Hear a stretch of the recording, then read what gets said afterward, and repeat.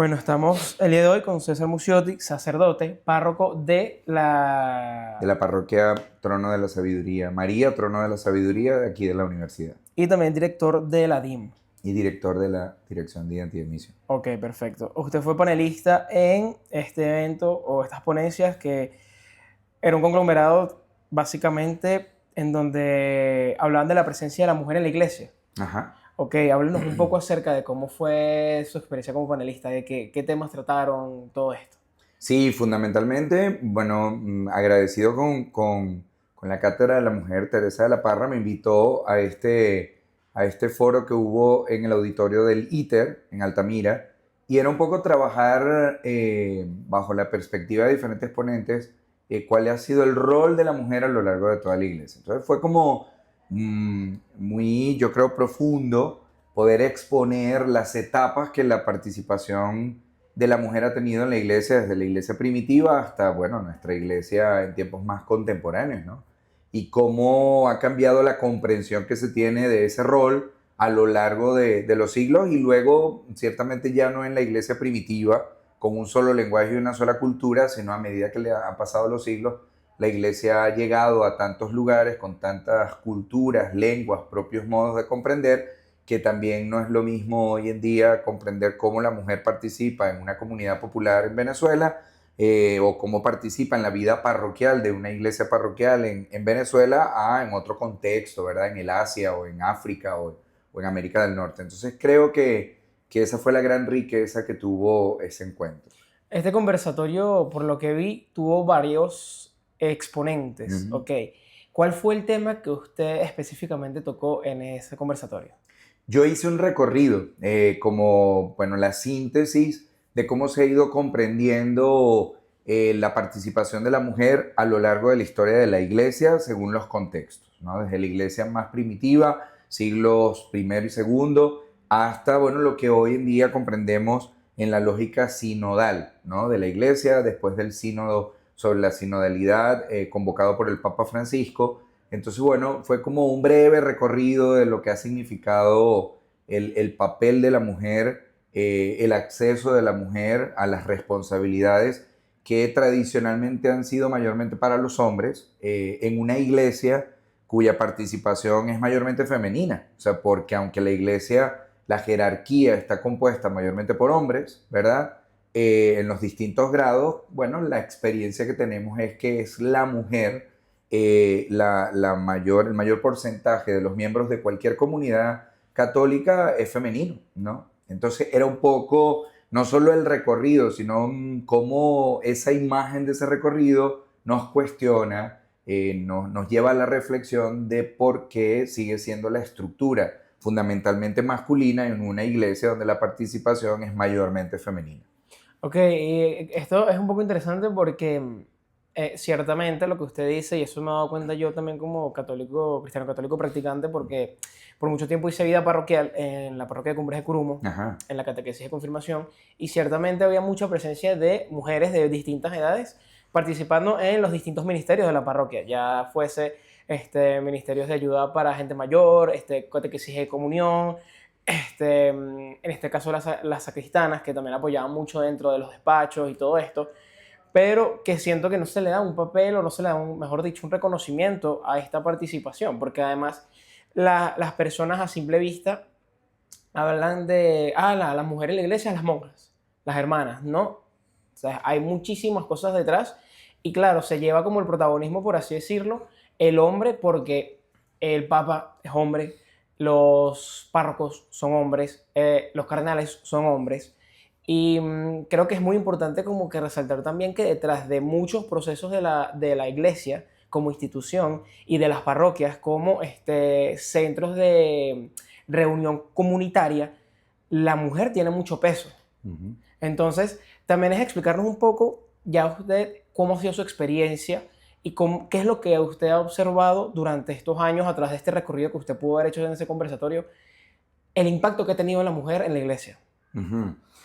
Primero es bueno un contexto, ¿no?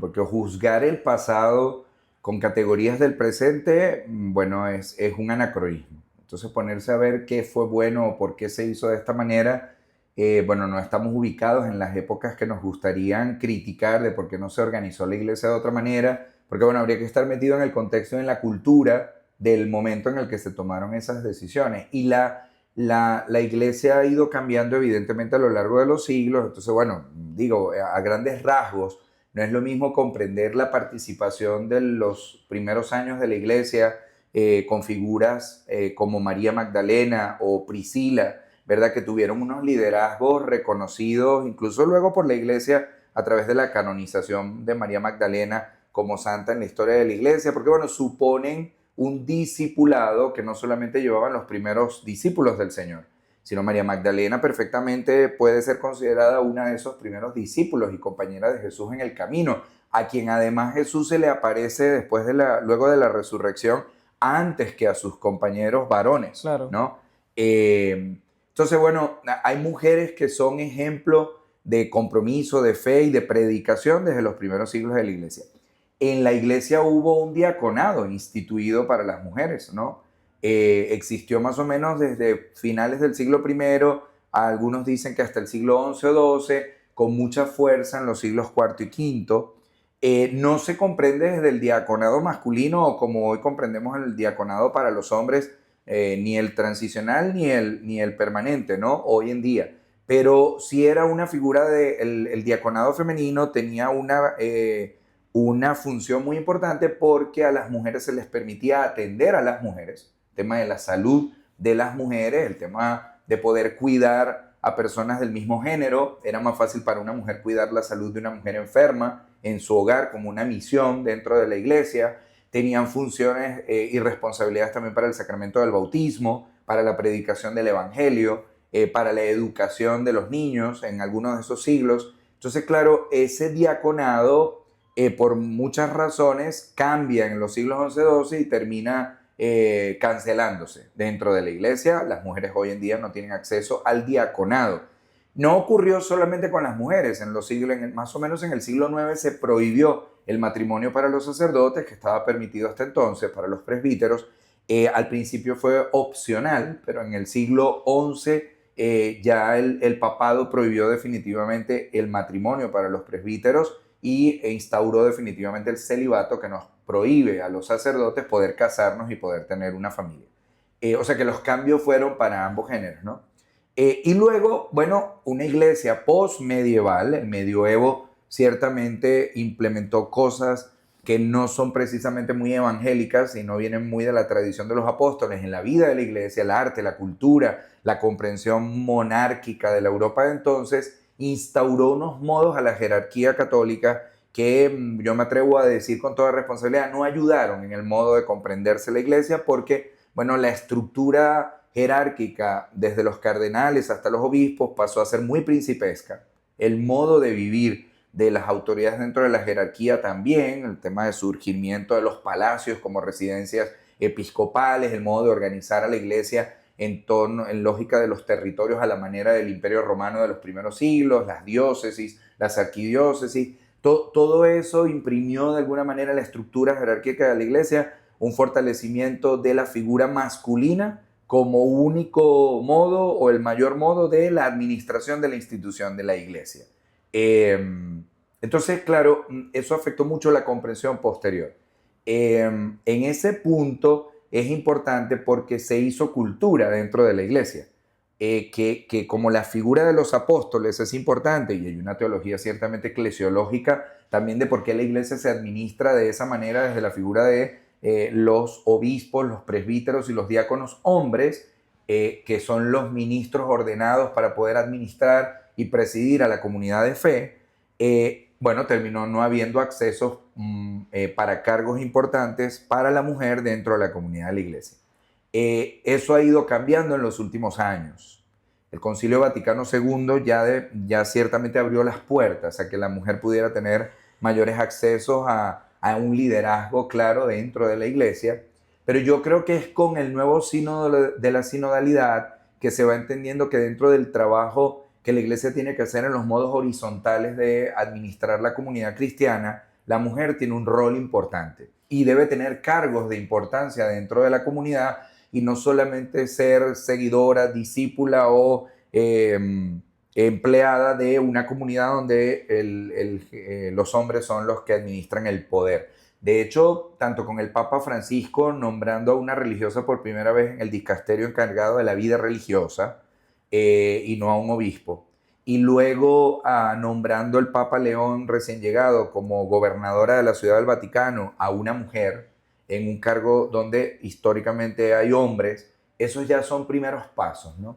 Esos primeros pasos no pueden contentar del todo, porque corremos el riesgo de quedarnos ahí, sino que la reflexión en torno al acceso a la mujer en la administración real, con roles de responsabilidad real y acceso al poder del servicio, porque no es simplemente al poder, sino al poder del servicio a los demás, tiene que ser mayor al de simplemente, como decías tú, ser sacristanas o catequistas o la señora que limpia y lava los manteles dentro de la parroquia, ¿no? Claro, sí, sí.